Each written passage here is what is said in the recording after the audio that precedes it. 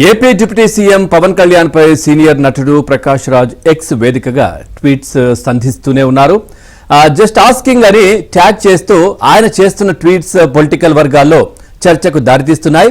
తాజాగా డీఎంకేకు పవన్ టార్గెట్ గా మారిన నేపథ్యంలో ఆయన ఏఐఏడీఎంకే ఆవిర్భావ దినోత్సవ శుభాకాంక్షలు తెలియజేస్తూ పవన్ ట్వీట్ చేశారు. పరోపకారం, దయాగుణం, నిష్కపటం, ప్రజల పట్ల శ్రద్ధ కలిగిన నాయకులకు ఎంజీఆర్ ఒక స్ఫూర్తి అంటూ పవన్ తన ట్వీట్లో పేర్కొన్నారు.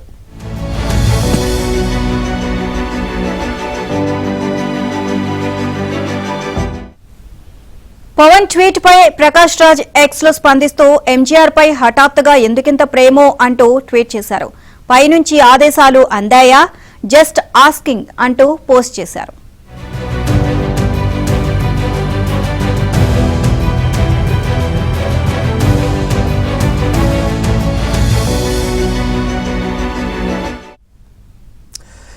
ఇదే విషయానికి సంబంధించి మరింత సమాచారం మా ఫిల్మ్స్ కరెస్పాండెంట్ సృజన్ అందిస్తారు. సృజన్, పూర్తి డీటెయిల్స్ ఏంటి? ఒకవైపు పవన్ కళ్యాణ్ ట్వీట్ చేయడం, దానికి ప్రకాష్ రాజ్ మళ్ళీ తను రీట్వీట్ చేయడం, సో అవసరం లేకపోయినా కానీ ఎందుకు ప్రకాష్ రాజ్ ఈ విధంగా ట్వీట్ చేస్తూ వివాదాలను రేపే ప్రయత్నం చేస్తున్నారు? డిఎంకేకు పవన్ కళ్యాణ్ కొద్ది రోజులుగా కూడా టార్గెట్ గా మారారు. ఈ క్రమంలోనే పవన్ అన్నా డిఎంకేకు సపోర్ట్ గా ఒక ట్వీట్ అనేది నిన్న వేయటం జరిగింది. పార్టీ ఆవిర్భావ దినోత్సవం సందర్భంగా ఆయన శుభాకాంక్షలు తెలుపుతూ కూడా, అలాగే నాడు ఎంజీఆర్ అన్ని వర్గాలని కూడా కలుపుకుని పరోపకారం, దయాగుణం, అలాగే ప్రజల పట్ల శ్రద్ధ, నిష్కపటం లేకుండా ఆయన పరిపాలన సాగించారు. అదే పరిపాలన తర్వాత జయలలిత కూడా సాగించారు. సో ఇద్దరు గొప్ప నాయకులకు సంబంధించిన పార్టీ ఆవిర్భావ దినోత్సవం సందర్భంగా తన శుభాకాంక్షలు అంటూ కూడా ఆయన అన్నా డిఎంకేకి సపోర్ట్ గా ఒక ట్వీట్ వేయడం జరిగింది. అయితే అందరూ అంటే డిఎంకేకు టార్గెట్ గా మారిన క్రమంలోనే దానికి ఆపోజిట్ గా ఉన్న పార్టీని ఉద్దేశిస్తూ పవన్ వ్యాఖ్యలు చేయడం పట్ల చాలా హాట్ టాపిక్ గా మారింది. ఈ క్రమంలోనే పవన్ టార్గెట్ చేస్తూ వరుసగా ట్వీట్లు వేస్తూ వస్తున్నారు ప్రకాష్ రాజ్.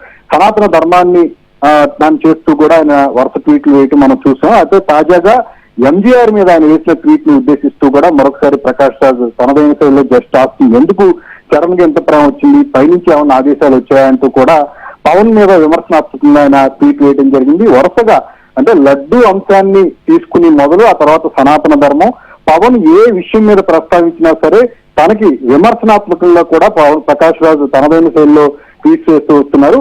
ప్రత్యక్షంగా పరోక్షంగా పవన్ ఏ అంశం గురించి ప్రస్తావించినా అదే స్థాయిలో ప్రకాష్ రాజ్ ఆయన తనదైన శైలిలో జస్ట్ ఆస్కింగ్ అంటూ ట్వీట్లు వేయటం, సోషల్ మీడియాలో ఒక ఇంట్రెస్టింగ్ డిస్కషన్ అయితే జరుగుతూ ఉంది.